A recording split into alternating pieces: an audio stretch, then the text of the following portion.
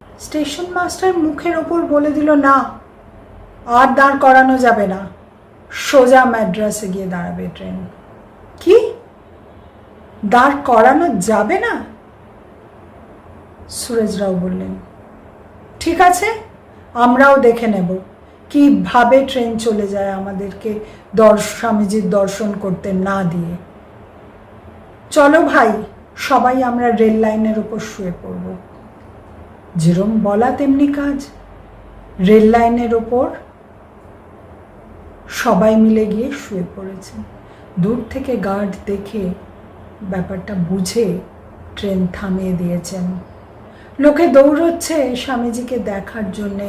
স্বামীজিও কামরার দরজার সামনে এসে হাত জোর করে এই অভিবাদন গ্রহণ করছেন। আর যখন ট্রেনটা ছেড়ে গেল, হাত তুলে আশীর্বাদ জানিয়ে গেলেন। সবাই আনন্দিত, ফিরে যাচ্ছে ঘরে। শুধু ফিরতে পারল না সুরজ রাও। মনে হলো এক মুহূর্তে এই 5টা মিনিট চলে গেল। না, আমি আরও দেখব, আরও দেখব, আমি যাব ম্যাড্রাস। কিন্তু আমার সাথে তো একটা টাকাও নেই, একটা কানা কড়িও নেই। তাহলে না, আমি হেঁটেই যাব। সমুদ্রের ধার দিয়ে বরং যাব, রাস্তা তাতে হয়তো একটু ছোট হবে। সমুদ্রের ধার দিয়ে চলছে সুরজ রাও। অন্ধকার, সন্ধে হয়ে গেছে, সমুদ্রের ধার অন্ধকার।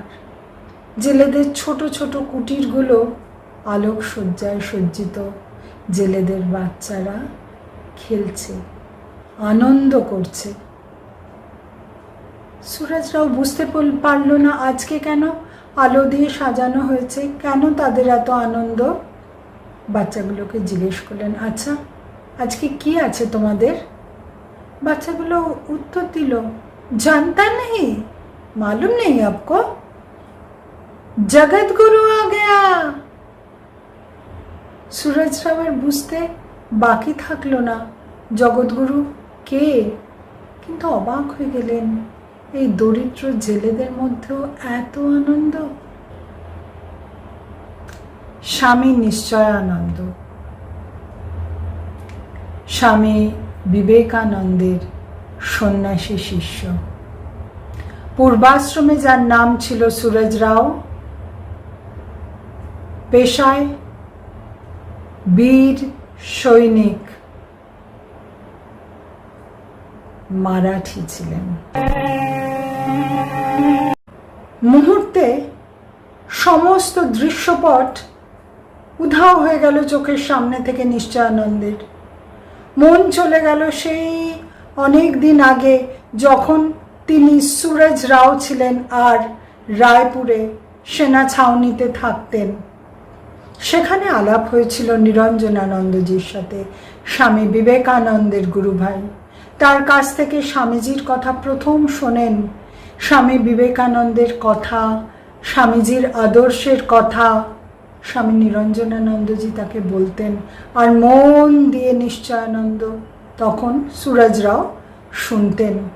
তারপর থেকে যখন নিয়মিত কাগজে স্বামীজির কথা, বেদান্ত চর্চা এইসব বেরোতো, খুঁটিয়ে খুঁটিয়ে সুরজ রাও পড়তো আর মনের মণিকোঠায় সব কথাগুলো গুছিয়ে রাখত। তারপরে মাদ্রাসের কাছে একটা গ্রামে তখন সুরজ রাও আছেন। হঠাৎ খবর পেলেন স্বামী বিবেকানন্দ আমেরিকা থেকে ফিরছেন। তার যাত্রাপথ রামনাথ কুম্ভকোণম হয়ে মাদ্রাস। যেদিন স্বামী বিবেকানন্দ আসছেন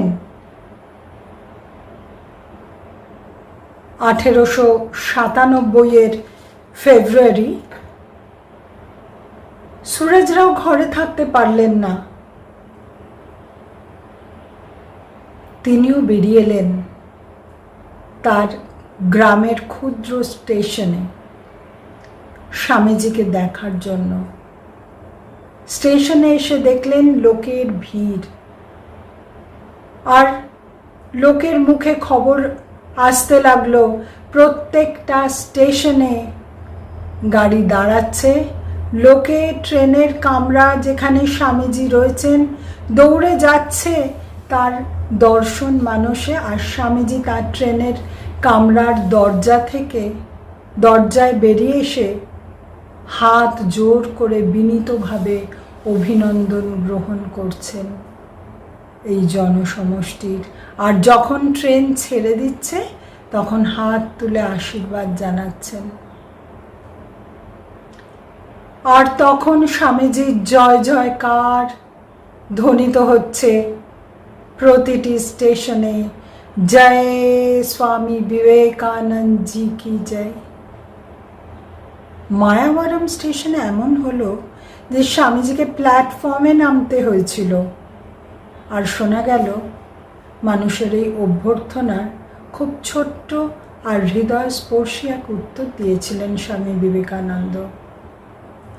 আমি কোনো বড় কাজ করিনি, তিনি বলেছিলেন। আমার থেকেও ভালো হয়তো আরও কেউ এরম কাজ করতে পারত, তবে আমি আমার প্রভুর নির্দেশিত কাজ সমাধা করেছি।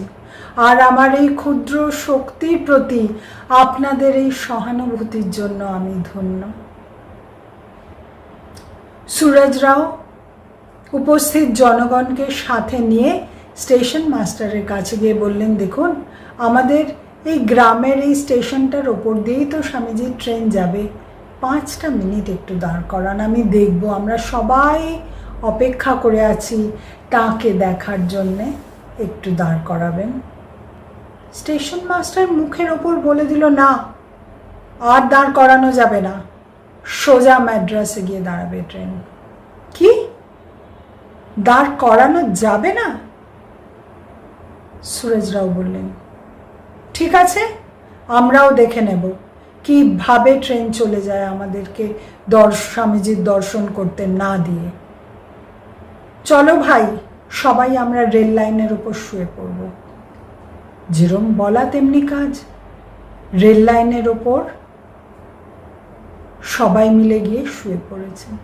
দূর থেকে গার্ড দেখে ব্যাপারটা বুঝে ট্রেন থামিয়ে দিয়েছেন।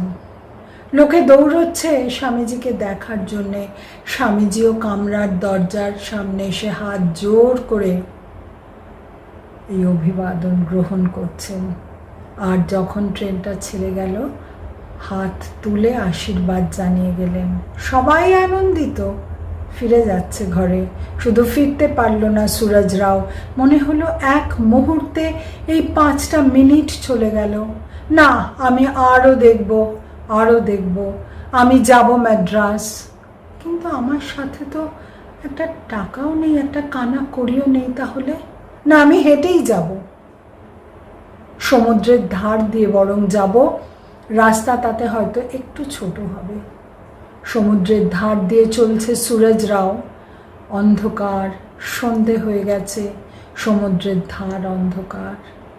জেলেদের ছোট ছোট কুটিরগুলো আলোক সজ্জায় সজ্জিত।